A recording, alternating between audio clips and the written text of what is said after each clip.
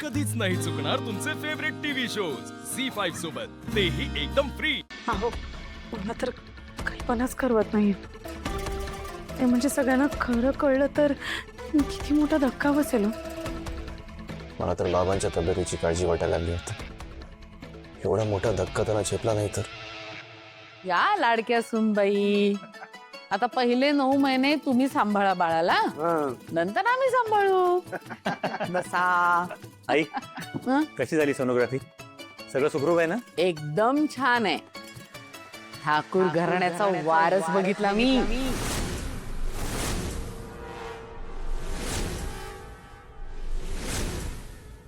अरे हिला वारच दिसला, तर मला नवजात अर्भकासारखं काहीतरी दिसलं बुवा. आई बाबा, खरं सांगू, मला ना वेगळंच वाटतंय. त्या स्क्रीनवरती ते बाळ केवढूसं दिसत होतं, नंतर गर्भात ते बाळ एवढं मोठं होतं, याचा छान सांभाळ करायचा असतो. हे सगळं बघून ना आईपणाबद्दलचा एक वेगळा आदर वाढलाय माझ्या मनातला. ते बाळ मला बाबा म्हणून हाक मारणार, तुला आई म्हणणार. हे इमॅजिन करूनच किती भारी वाटतंय. आजी, आजोबा, काका, काकू म्हणून तिकडे आरडाओरडा करणार बाळ ते.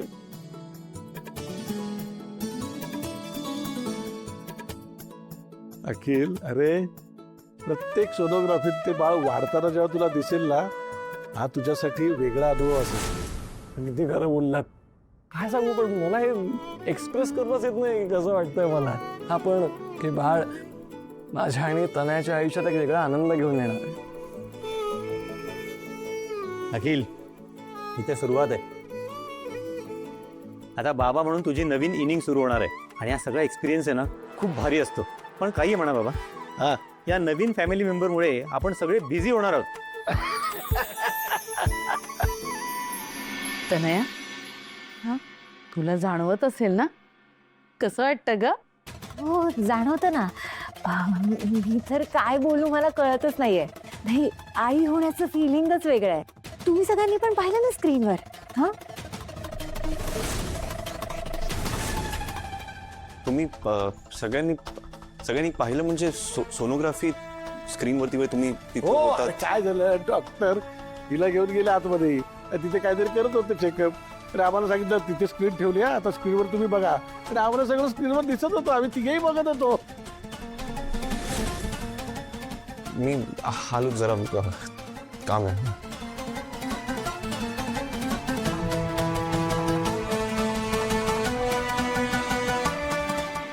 हे असे आत का गेले? अगं तू काय इकडे तिकडे बघत उभी आहेस? देवासमोर साखर ठेव. हो.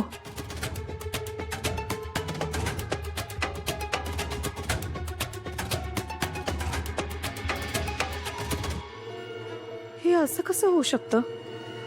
नक्कीच काहीतरी मोठं प्रकरण.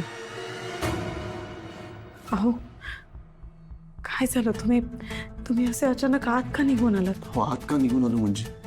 बसून तुम्ही ऐकलं नाही का सगळे काय म्हणाले ते? त्यांनी स्वतःच्या डोळ्यांनी स्क्रीनवरती तनयाची प्रेग्नन्सी बघितली. अहो मी माझ्या कानाने ऐकले तनयाच्या तोंडून. तिच्या बाबांनी स्वतः कबूल केलं. तू वसुंधरा, त्यांनी त्यांच्या डोळ्यांनी बघितलंय.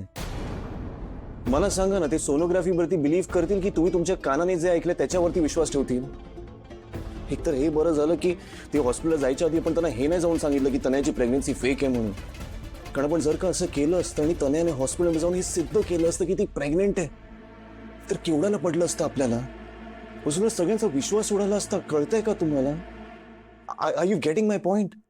वसुंधरा, तुम्ही जे एवढ्या कष्टाने या घरात मान सन्मान टिकून ठेवलाय ते कोणामुळे आणि कुठल्याही कारणामुळे त्याला ठेस पोचावी. मला नकोय की तुम्ही त्यांच्या नजरेतून किंवा त्यांच्या मनातून उतरावं. मी तुम्हाला विनंती करतो, आपण फक्त आपल्या लाईफचा विचार करूया ना. प्लीज प्लीज, एवढी रिक्वेस्ट आहे माझी. मला समजते तुमची काळजी, पण एकदा शेवटचं आपण त्या माणसाबद्दल खरी सांगूयात ना, ज्याने तनयाकडून चेक घेतला होता. वसुंधरा, प्लीज प्लीज, मला रिस्क नाही घ्यायची. नेमकं ते झालं ते झालं. मग जसं चाललंय तसं चालू द्या ना. लकी तुरुंगात आहे, त्याचा विषय संपलाय. आणि तुम्ही जसं म्हणताय त्या माणसाचा अपघात झाला असेल तर आपण काय करू शकतो? हा, वसुंधरा आपल्या हातात काही नाहीये. तरी मला असं वाटतं वसुंधरा खरंच नको. अहो अहो माझं ऐका तरी.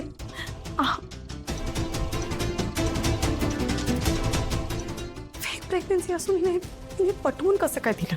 स्क्रीनवर सोनोग्राफी कशी काय दाखवली असेल? मला असं वाटतंय त्या गोष्टीबद्दल मला एकच माणूस सांगू शकतो.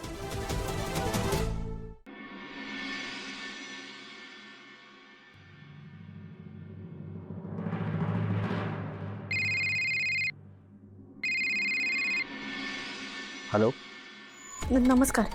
मी बोलू शकते? बोला पण जरा लवकर बोला प्लीज. विशाखा कुठल्याही क्षणाला येईल. ती आता तनया, अखिल, आई बाबा सगळेजणच घरी आलेत. ते त्यांनी सोनोग्राफीमध्ये बाळाच्या इमेजेस पाहिल्या. कशा काय पाहिल्या? नाही म्हणजे सगळेजण खूप आनंदाने वर्णन करून सांगत होते. मला सांगाल का? कारण तुम्ही तर म्हणाला होतात ना की ही प्रेग्नन्सी फेक आहे. मग हे असं कसं काय कळलं? ॲक्च्युली मलाही कळत नाहीये. आमची फॅमिली डॉक्टर, मला माहिती आहे विशाखाने तिला हाताशी धरून काहीतरी घोळ केला असणार. तनयाची प्रेग्नन्सी खोटी आहे हे मात्र नक्की आहे. विशाखा हे सिद्ध करायला काही करू शकते एवढंच मला माहिती आहे. माझी एक विनंती आहे तुम्हाला. तुम्ही हे जे काय आहे ते एकदा घरी फक्त सगळ्यांसमोर सांगू शकाल का? आणि हे जर असंच चालू राहिलं ना तर घरच्यांची फसवणूक होईल आणि कोणालाच सहन नाही होणार. यावेळेस घराचे वादळ येईल ना त्याने अख्खं घर उद्ध्वस्त होईल. प्लीज मी रिक्वेस्ट करते तुम्हाला, तुमच्या मुलीचा संसार जर तुम्हाला वाचवायचा असेल ना तर प्लीज एकदा जे काही खरं आहे ना ते एकदा प्लीज इथे येऊन सगळ्यांना सांगा. मी विनंती करते प्लीज. हे बघा, तुमची कळकळ मी समजू शकतो, पण फ्रँकली स्पीकिंग मी तिथे येऊन तसं सांगणार नाही. तनयाची प्रेग्नन्सी खोटी आहेच, पण विशाखाला मी चांगलाच ओळखतो. उद्या तनयाचा संसार तिच्या बापामुळेच उद्ध्वस्त झाला हे बोलायला सुद्धा ती कमी करणार नाही. आणि हे याच्यावरच थांबणार नाही, ती पुढे जाऊन तुम्हाला सुद्धा खूप त्रास देऊ शकते याची मला कल्पना आहे.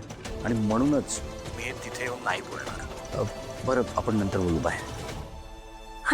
हॅलो. कोणाचा फोन होता रे? मित्राचा होता. नाही, गडबडीत फोन कट केलास ना म्हणून विचारलं. खरंच मित्राचाच होता. हो, कुठे निघालायस? तनयाच्या घरी जायची काय गरज होती तुला? आणि काय म्हणालास तू? माझ्यामुळे तनयाचा संसार उद्ध्वस्त होतोय. उलट मी आहे ना म्हणून तनयाचा संसार वाचलाय. अरे बाप आहेस ना तू तिचा. मग तनयाच्या घरी जाऊन वाटेल ते बोलायची काय गरज होती? तू जे काय बोललास ते जर का वसूनी ऐकलं असतं तर त्याचे परिणाम काय झाले असते याचा जरा तरी विचार केलायस का तू? आणि हे बघ, तुला जर का काही करता येत नसेल ना तर ढवळाढवळ करू नकोस. या सगळ्यापासून लांब राहा. मी शेवटचं सांगते हा तुला.